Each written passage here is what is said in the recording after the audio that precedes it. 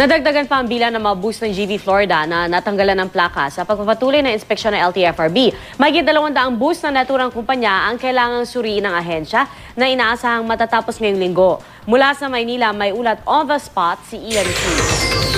Ian? Kaya sa PIA patuloy nga ang inspeksyon ng LTFRB sa lahat ng mga bus ng GV Florida dito sa kanilang terminal sa Sampaloc sa Maynila.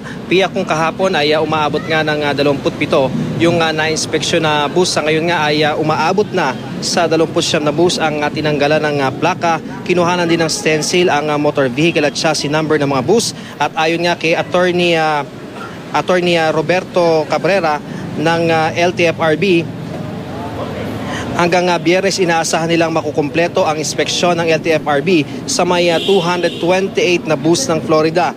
Ang inspeksyon ay nag-ugat nga sa matapos yung 30-day preventive suspension na ipinataw sa bus company matapos ang malagim na aksidente noong araw ng Biyernes. Sa ngayon itugma naman ang mga plaka, engine at chassis number ng lahat ng mga na-inspeksyon na bus. Pero ang na-aksidenteng bus sa Bontoc Mountain Province, napag-alaman nga PIA ng LTFRB na nakapangalan umano sa Mountain Province Cable and Tours na pag-aari ng isang narasisoke. Hindi raw naabisuhan dito ang LTFRB, pati ang plaka at chassis number at engine number ay hindi raw magkakatugma base sa nakasaad sa prangkisa.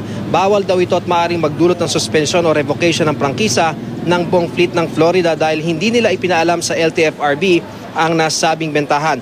Ayon kay Atty. Cabrera, maging ang Mountain Province Cable and Tours ay ilalagay din sa preventive suspension dahil sa pagbebenta ng bus at prangkisa nang hindi inaabiso sa LTFRB. Malungkot naman PIA ang mga tsuper at konduktor ng Florida.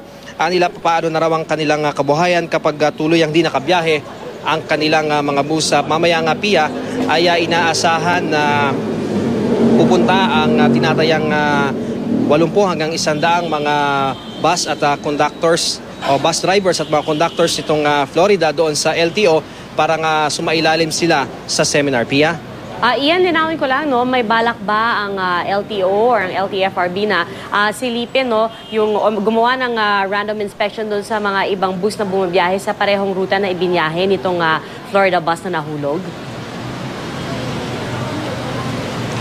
Well, PIA, ang nababanggit pa lamang sa atin ng LTFRB ay tatapusin muna nila kasi itong Florida dahil PIA sa ngayon ay nasa mahigit 50 pa lamang yung na-inspection nilang bus nitong Florida at yan nga ay marami pa kasi sila mga bus na nasa mga probinsya pa at pabalik pa lamang dito sa Metro Manila kaya naman hanggang Biyernes ito. Pero sinasabi naman sa atin itong si Attorney Roberto Cabrera, ang Executive Director ng LTFRB, na handa naman sila doon sa mga sorpresang inspeksyon at sinabi nga niya PIA, after na mangyari or bago pa nga daw mangyari yung Don Mariano Transit bus na aksidente doon sa Skyway ay sinasabi nila na meron nga sila mga binubuo na mga panuntunan kung paano nga sila magkakaroon ng surprise inspection mismo doon sa mga terminal, sa mga garahe nitong mga bus kay provincial o city operation man yung mga yan.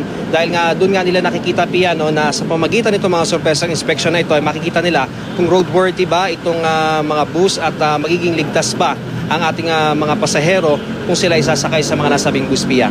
Maraming salamat, Ian Cruz.